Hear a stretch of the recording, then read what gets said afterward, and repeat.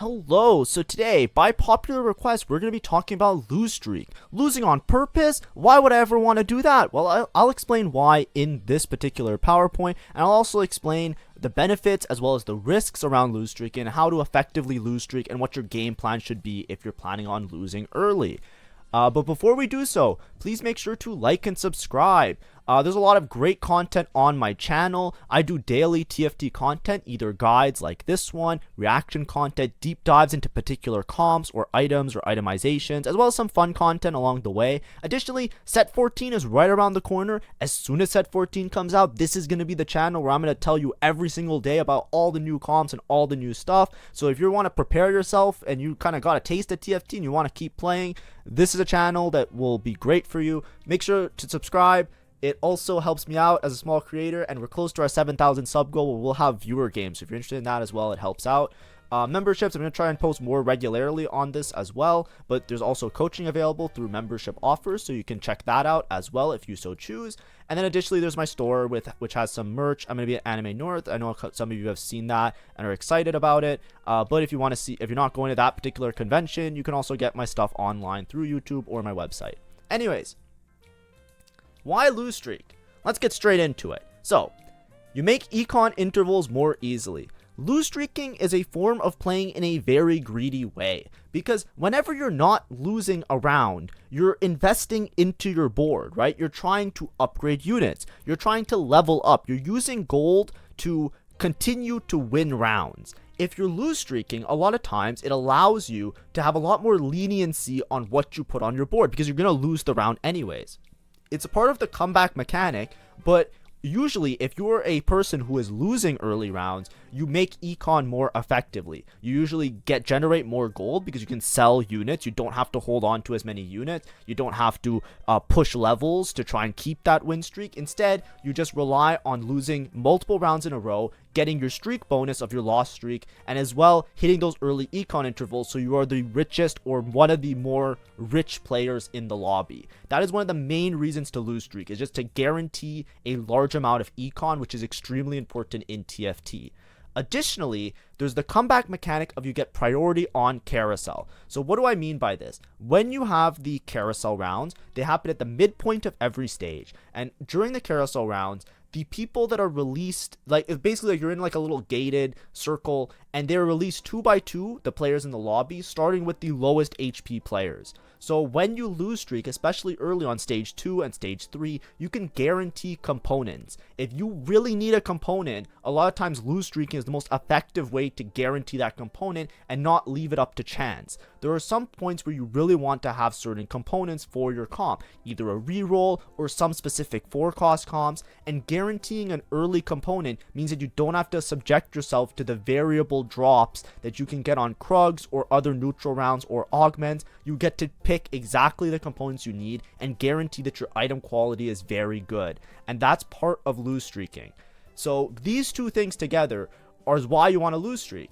And something that's really important to note is that they both reduce variance. In TFT, there's a lot of variance that you have to deal with. So when you are able to have a lot of gold, you have more gold to level, more gold to roll, more gold to buy units. It reduces a lot of the variance in order to hit the units that you want to hit or ideally want to play towards. Additionally, the priority on carousel gives you a guaranteed component or multiple components if you continue to stay at low HP, which allows you to build good items for your team and not be stuck trying to rummage through what you get dropped and make something work, and then you're weak anyways, and it's like, oh darn, I'm weak, I don't have good items.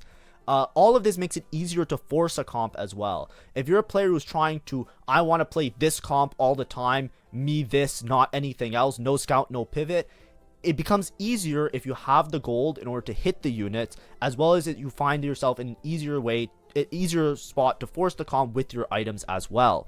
Now, this sounds great. Why don't you just lose streak every game? This sounds amazing. Like, I get to play what I want, and I get gold, and I get econ. What's the catch, Fenrir? Why don't you lose every game? It's really bad. In a lot of this set, lose streaking is pretty bad. The reason is that you're playing with thinner margins. If there is a lot of variance in the lobby, or if like people in the lobby hit Exodia or some really strong board, your HP effectively determines your placement. It doesn't matter how much econ you have. It doesn't matter how easy it is to force a comp with good items. You're playing with thinner margins a lot of the time because you're sacrificing HP for both of those things. And the ultimate decider of your placement isn't your items or your gold or your board. It doesn't matter how strong your board is. If there's one person in the lobby that's stronger than you, and you don't have enough HP to survive them fighting you, you're going 8th. You're losing the game, and you're gonna lose LP. And those are the thinner margins that I'm talking about. So a lot of times when you have to lose streak, it's very dependent on what the other people in your lobby are doing. You cannot just open your board and say, well, I'm just going to lose streak and just win out from there. It's like your win out potential is very altered based on what other people hit.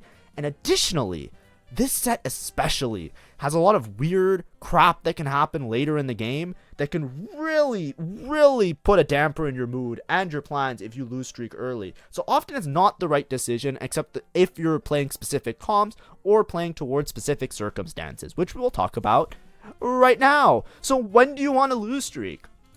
Typically you want to lose streak when you're playing Reroll. So Reroll is all about being strong early, but a lot of times on stage 2, you're playing around low cost units, and stage 3 is usually when you're either going for 3 stars or you're trying to like upgrade units, etc. So what do you want to play Reroll? You want a lot of gold, because a lot of times you're spiking during your stage 3, right? When you're strong with Reroll early, a lot of times it's your stage 3 that's really strong. So you want to have good items for the units that you're playing, and you want to have a lot of gold. Because you're committing to the comp early, right? You're committing to either playing a 1 cost or a 2 cost or even a 3 cost. You want to have good items for them. You can't wait until stage 4 and stage 5 to get items for your carries, because you need the items for these weaker units earlier in the game. That's the whole part of Reroll. And because you're quote unquote forcing, right? Even if you have a good Reroll spot, you're still effectively narrowly playing towards a certain subset of units. You're not open, you're not flexible, you can't pivot,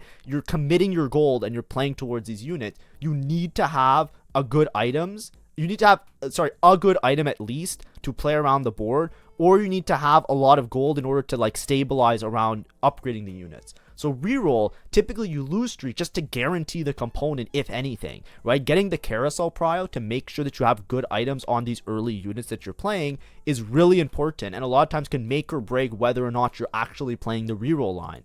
So that's the main reason why you would lose streak.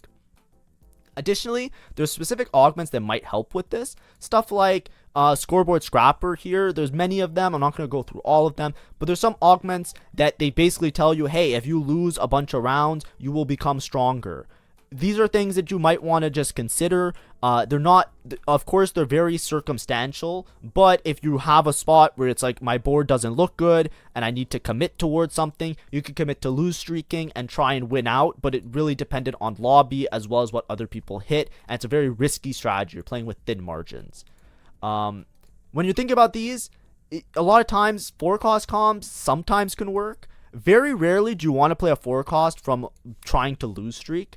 The main reason why is that this set has a lot of things that can go wrong really fast. If you lose up until you're trying to play your 4-cost comp, you're going to get taxed by rerollers. You're going to get taxed by high rollers. You're going to get taxed by people who got like early 6 costs or some other bullshit, right?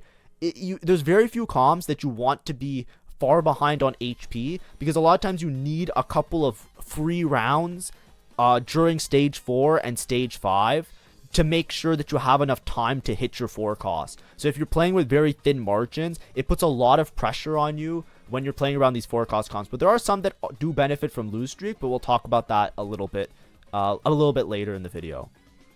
So what's your general game plan? A lot of times you're gonna try and lose on stage 2 and then spike on stage 3. You rarely if ever want to lose on 2 consecutive rounds, because you're just too far behind on HP. But a lot of times you're going to lose on stage 2. And the reason you always lose on stage 2, by the way, is because stage 2, the HP that you get, the damage you take, like the HP damage that you take when you lose a round, is lower in earlier stages. There's a scaling aspect. Like every stage that passes, the base damage that you take for a loss goes up. So losing 5 rounds on stage 2 is way better than losing 5 rounds on stage 3. It also helps you to establish your gold earlier, which has an exponential effect in terms of generating income for the rest of the game. So a lot of times losing on stage 2 is a really good game plan, and then immediately you want to win on stage 3 to make sure that you don't fall too far behind on HP. So you basically lose stage 2, you generate a bunch of gold, get your items, set up for a nice spike on stage 3, and then you coast out the rest of the game, and it's as if you didn't even lose at all, because eventually the HP just evens out and you're like right in there and you're doing a great job. Sometimes, however, you do end up having a really weak stage 3. This is usually when you're getting taxed by other rerollers. Then you want to, maybe consider lose streaking on stage 3. Like I said, this is very hard to do if you've already lost on stage 2 because you're going to be very low on HP. But then you want to spike throughout stage 4 and after the carousel. A lot of times, if you lose stage 3, you're going to lose up until carousel round. And then immediately after carousel, you spend a little bit of gold to try and stabilize your board. Get to the neutral round, send it on 4-2, stabilize for stage 4, and then play for your placements depending on how you hit. Additionally, there are some situations where if you're really strong, you can win stage 1. You can win stage 2, win stage 3, and then you can try and lose on stage 4 to set yourself up for a fast 9. This is very risky and it's very augment and situationally dependent. I talk a lot about fast 9ing in a different video, so I'm not going to go into it here, but you cannot really sacrifice your stage 4 unless you've won most of the rounds on stage 2 and stage 3, because you're going to fall too far behind on HP, right? Stage 4 damage is way more than stage 2 and stage 3. You don't want to lose later in the game. If you're committing to a lose streak, you're typically committing to it either on stage 2 or stage 3, sometimes both, but very rarely both. You don't want to lose more than one stage typically, especially this set. It's very bad. You fall too far behind on HP, and a lot of times it's a guaranteed death sentence unless the lobby is particularly like mid. Like, I don't know how to describe it. Not the players. I'm not trying to insult anybody. What I mean is, like, if everybody's board is like not super cracked out, busted, like giga hit, everybody's like high rolling, then losing 2 stages is fine because you have like a good win out condition, because like you're going to be stable on stage 4. The big problem with losing multiple stages is that by the time you get to stage 4, you have no HP to work with, and then you just end up bot 4 just by matter of HP. I can show you an example like in the reverse in this video, and this is what I mean when I'm considering lose streaking, right? In this game, there is another player in the lobby over here who is like these players who are losing on stage 2 and stage 3. Just keep track of them. I'm not insulting the players themselves. This is a game where I high rolled really aggressively. It's just some VOD that I was playing from like today or a couple days ago. But if you look at the lobby, right? This guy here, it's Gumen. Of course, I'm not insulting Gameplan. I'm just saying the way that this game worked out. I'm just using, if I had a game where I lost streak, then I would put myself here, but I don't have a game where I lost streak on hand, so I'm just using this as an example. This person's HP is 77, right? I'm at 100 HP. They're at like a, 23 HP deficit, which isn't that much, but if they continue to lose, then what ends up happening is you fall really far behind, and the high rollers just stay really healthy. As you can see, it's stage 3 neutral rounds. The game just started for this guy, and he's already at 42 HP. And if you go towards the end of the video, unless he really high rolls his stage 4, a lot of times, you're just going to end up bot 4. Right? A lot of the people that had low HP throughout the game, they just queue into a high roller like me. And what happens? Look at his board. His board's cracked. He's playing Academy, 2-star, 2-star, 2-star, right? Or Jace. Everybody upgraded Shield Bash, Calculate Enhancement, good augments, but he's 10 HP. And he fought me, who's the high roller, and look what happens. I beat his ass. It's not even close. Well, it's kind of close, but you know what I mean? And you just go bot 4. I guarantee you, this guy's board, he was probably the second strongest, if not like one of the strongest players in this lobby. But he just goes 5th for no reason other than I just high rolled. And that's the problem with lose streaking, right? Look at my game, right? I took Spoils of War. I had a really good opener. right? I had Spoils of War. I had a really good opener. I hit six Sork in the mid game because of my Sork emblem. It dropped a Prismatic Orb, and I got 2 really good Orn artifacts. I got the Elise Stun, Reduce HP one, Horizon Focus. Then I got Anima Visage for my Garen, which didn't even have good items. I found a LeBlanc on level 8, and I have a Zoe too. Like, this was a generational high roll game. And that's what happens when you play with thin margins a lot of the times. It doesn't matter how strong your board becomes, high rollers and other people that hit really strong boards will just absolutely delete you from the game. And that's the important part to understand with lose streaking. Now, let's go through some examples of when to lose streak. Now, obviously, the first one, Chem Baron, we all know this. You lose with Chem Baron, you get your cash out. If you want a Chem Baron guide, there is a Chem Baron guide on my channel, and you can check it out there. That's not what we're going to talk about today. I'm going to talk about reroll lines, right? Let's say you're playing around Morgana reroll. Morgana reroll is a 1-cost reroll. A lot of times you're going for 3-star Sin, 3-star Vex, and 3-star Morgana. You're playing around 1-cost rerolls. So you're committing to rolling 4 units very early in the game, and you're playing around 1-cost units. With Morgana, she really doesn't do anything unless you have a blue buff and a Gunblade. Often you cannot play this comp unless you have blue buff Gunblade. It just doesn't work. The unit does not function. She does not do that well. She's pretty annoying, like, to deal with. And then on top of that, you pretty much need either JG or Rabadons. Some people argue like, hey, isn't this okay? Isn't this okay? Isn't this okay? It's like, really? If you don't have these 3 items or interchange this with Rabadons, you're probably at a high likelihood of having a struggle to top 4. That's just the way this comp works. But sometimes you have a good spot for it. Maybe you're Starry Night. Maybe you have a Visionary Emblem. Maybe you just have a bunch of Morganas and you just want to play around it. Sometimes, like, there was one game I played where I just got dropped a Vex 3 on stage 2. So I just had to play around Visionaries. And I tried my best, and it was a very struggle of a game. But I just had to because I got dropped for free, right?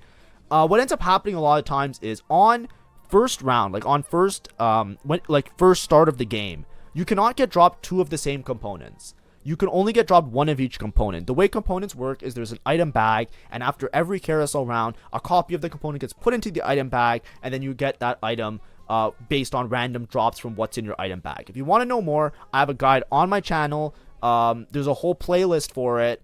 I don't know where it is, but I have an item guide and I have an item playlist that you can watch, and it will teach you everything you need to know about how items work. But for this guide, the only thing you need to know is that you can't get dropped 2 of the same component at the start of the game.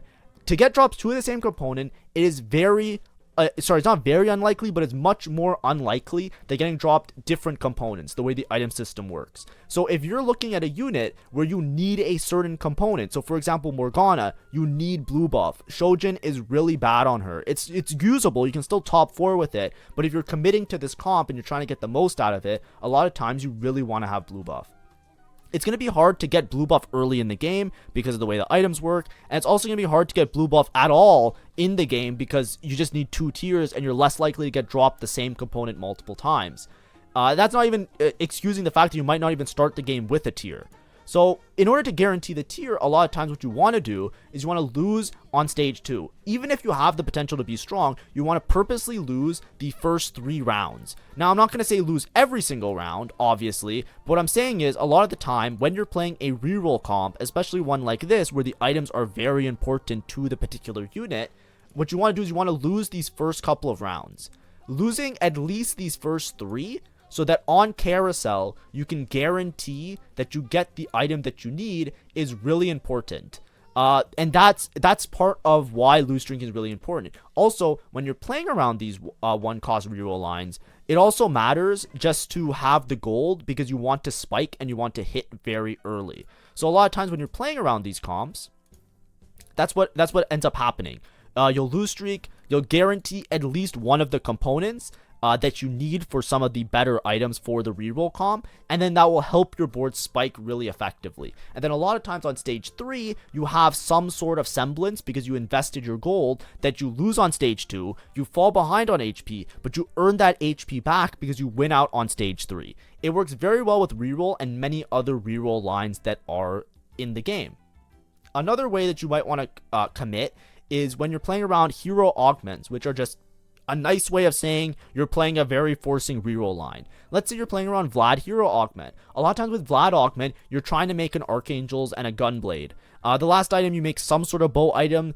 A lot of people go for Gwinsu. I don't think Gwinsu is the best. I like Nashers a little bit more, but like it depends on my board. If I'm playing like 6 Watcher, then Gwinsu is really good. If I'm playing like Emissary, I like a little bit more upfront attack speed, but doesn't matter. Usually you're guaranteeing some level of items like this. As you can see, both these items need a rod. You're not likely to hit multiple rods. So when you go on your carousel, it might be good to get priority to guarantee that you have 2 rods to play.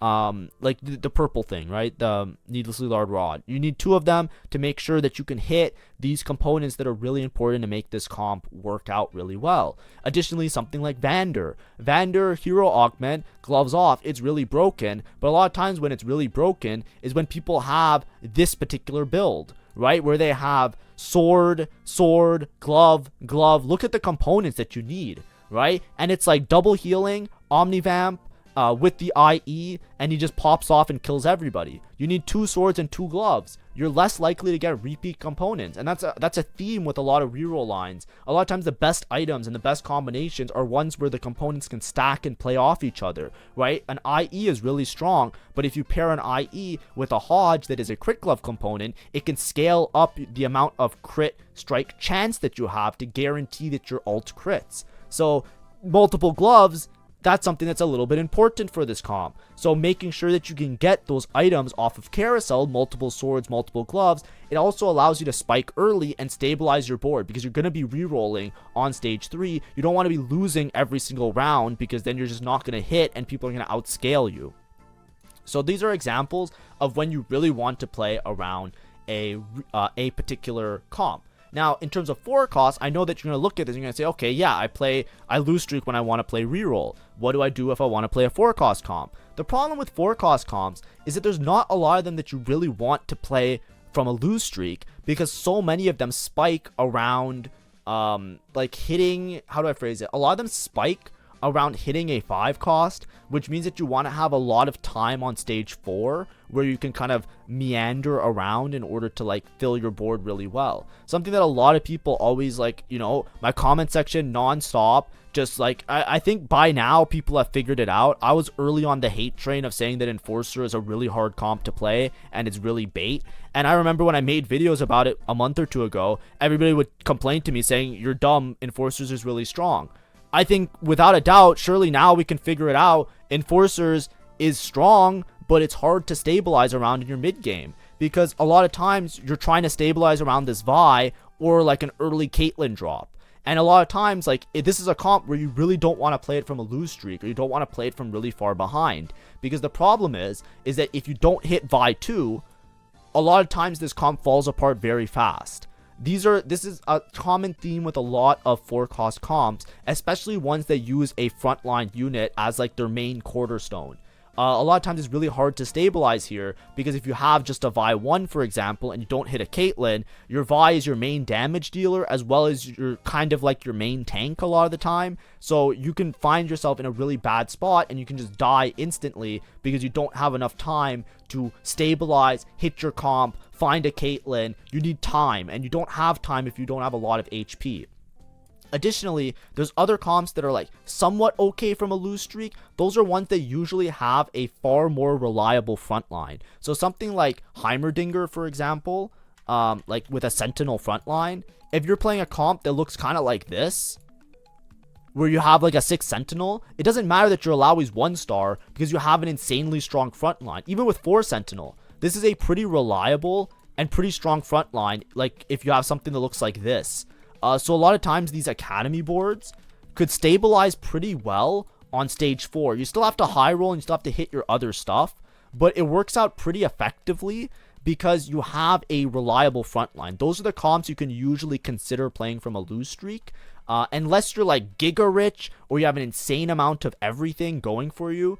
A lot of times you want to have comps that have stability with 1-stars. So in this case, Alawi isn't a primary damage dealer, and Alawi 1 with 4 Sentinel and Rebel activated is really tanky, because you have 2 whole traits that are dedicated to making her tanky, giving her HP and giving her armor and MR. So often, Alawi paired with these other units upgraded will be reliably stable as a front line that will give your backline damage dealers time to do damage. So in this case, you can stabilize around Ezreal 2. We talked about it in an earlier video. And Heimer 1, even though he's shit, he's still going to be able to stabilize a lot more effectively than some other boards because you have enough front line to stall out for the Heimerdinger. Now, if you can guarantee that you're extremely rich, there are some comps that work really well from Lose Streak, and one of those is Scrap. Scrap is really good from Lose Streak because the same way with a reroll comp, you want to guarantee components to make sure your board is as effectively strong as possible. Scrap works in a similar way.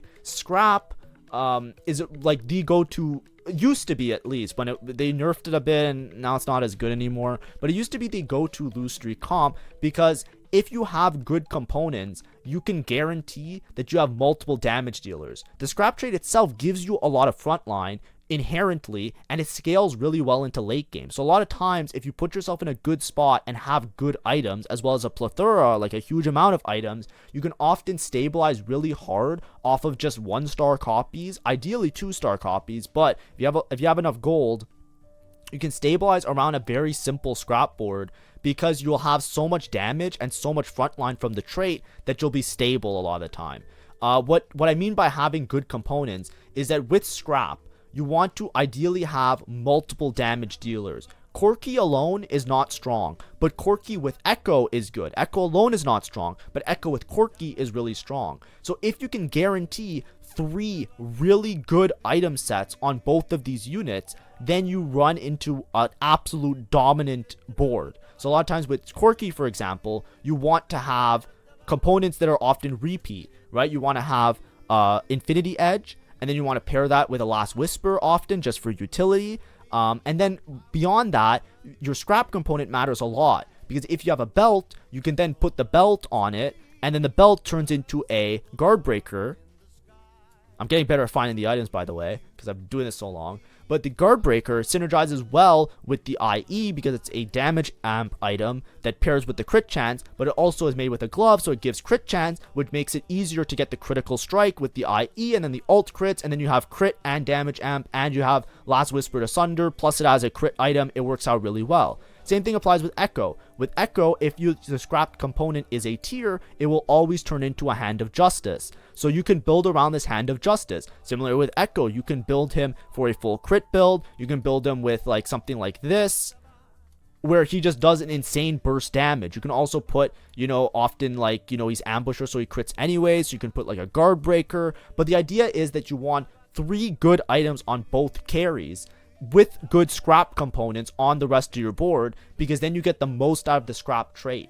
If you can establish multiple threats with this board, you have enough frontline with the trait, and you have enough damage across multiple carries that your board becomes really reliable. And that's why this was a go-to Lose Streak board, typically, when you would play around it. A lot of other comps aren't like this. They can't stabilize as early because they either don't have the front line to support it, or you don't have, like, your perfect items aren't going to make your unit pop off any harder than it would with, like, slightly suboptimal items. This is a board that's really dependent on items, really dependent on having gold because you have to hit multiple 4 costs, and if you can stay on level 8 and just hit everything, then you can make a really strong board, and you have a lot of flexibility. So this was an idea. Now, why don't you want to Lose Streak? A lot of times, you want to pay attention to what other people are doing. Lose streaking, like I said before, it seems all good, and it seems all well, and everything's great. But the problem is, you get taxed. Right now, currently, the meta is that there's a lot of really good reroll lines. If we think about this scrap board, let's just put it on the opposite side of the board. And let's think about all the reroll lines that exist right now, right? If I just scan through it, there's Morgana reroll. That's pretty good, right? There is Family reroll, which involves the Vi, right? There is Akali TF reroll, right? Which is Quick Strikers. There's Nocturne reroll, which might happen if somebody's playing Quick Strikers and they hit an Ornn artifact, right? because quick strikers is in the meta, this is actually a lot more common. Because people are playing around quick strikers anyways, a lot of times they just get an augment that gives them an Ornn artifact, and out of nowhere their board spikes incredibly because they have Nocturne with range all of a sudden. So that's something to worry about. There's Tristana reroll. That's another reroll line. There is the hero augments of Vander and Vlad hero augments that can just come out of nowhere and just like start reaming people. There's Smeech reroll as well. If you look at all of these comms, there's a common trend with all of these comms. These comms, they spike stage 3. And this is really important. Whenever you're playing around reroll, whenever you're playing in a lobby, there's gonna be a good amount of reroll lines. A mixture of 1-cost rerolls, a mixture of 2-cost rerolls, and even in some cases, 3-cost rerolls. There are lots of people that are investing their gold early in a game of TFT, especially in the current set and the current meta. And this is not even excluding the fact that there's people that can high roll out of nowhere with these motherfuckers. I can't stand this shit. This is going to be the greatest reason why I'm going to be happy on the 19th of March that I'm counting the days on my calendar like a giddy kid coming home from school for Christmas holidays. It's like, if somebody just hits one of these guys, all of a sudden, Mel exists, and then they can live an extra turn, so that's just bad for you if you're lose streaking. Victor just exists, your whole board gets stunned. Or Warwick exists, need I say more? Like, this guy, just like, out of nowhere, you just lose, he just kills everybody? I don't know. So, there's so many things that can go wrong, like, you know, either on stage 3 or stage 4. But a lot of times, there's this idea of taxing that you have to be aware of. In your lobby, if you're choosing to lose streak and you're not playing around a reroll line, all the other rerollers are going to tax you on stage 3. So stage 2, a lot of times you can lose streak, get your items, set up yourself for a really good end game, but then you're going to lose a lot of HP on stage 3 because all the rerollers are going to hit you. And then you have to worry about on stage 4 all the people that randomly high roll a 6 cost.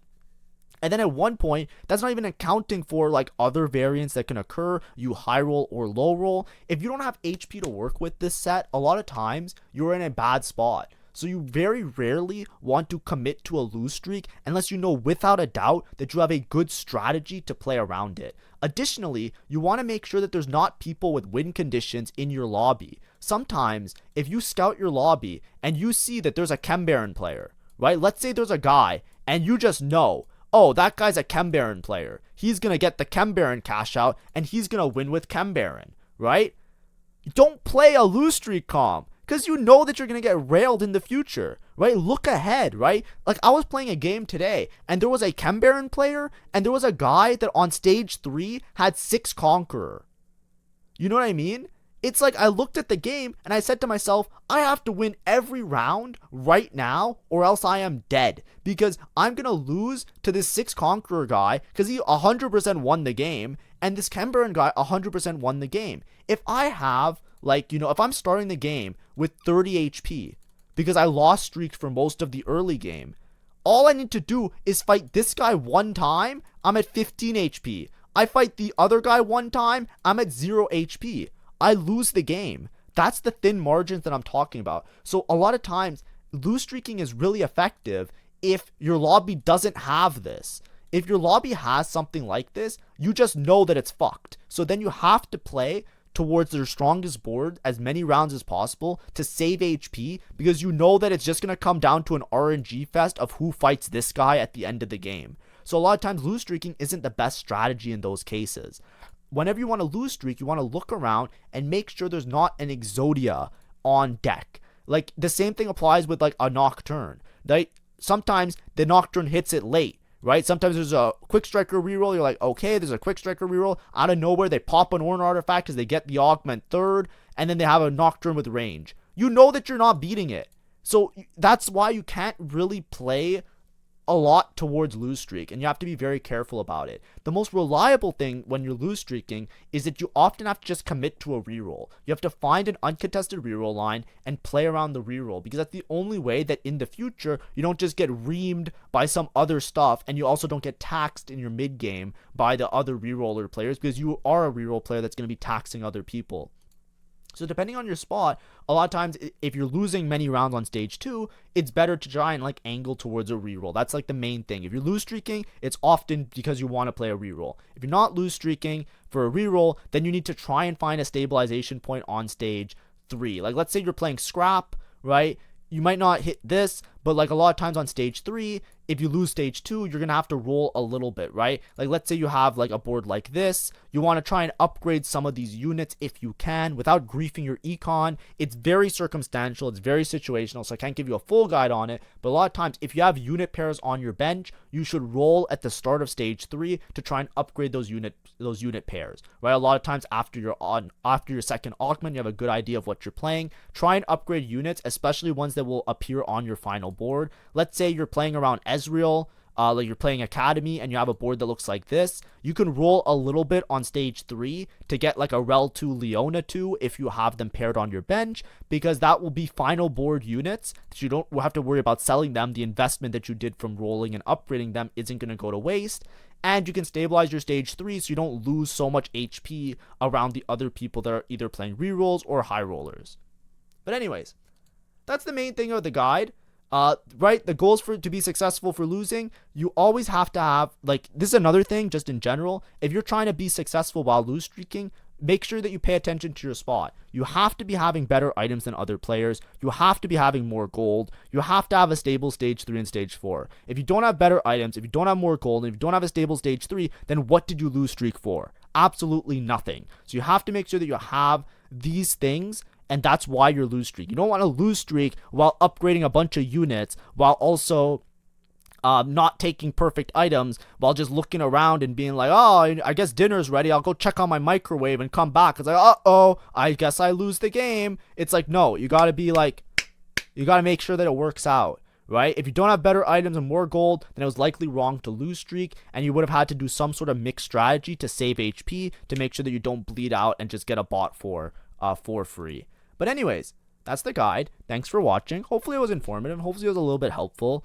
I think a lot of this I talk about in guide specific comps, right? Like when I talk about a guide, I tell you guys, hey, I want to play this from ahead. I want to play this from behind. I want to play this because of this component. A lot of that I talk about in the actual comp guides and things like that. So make sure to check those out if you want additional resources. But thank you for watching. Hopefully it was enjoyable, and see ya. Bye-bye.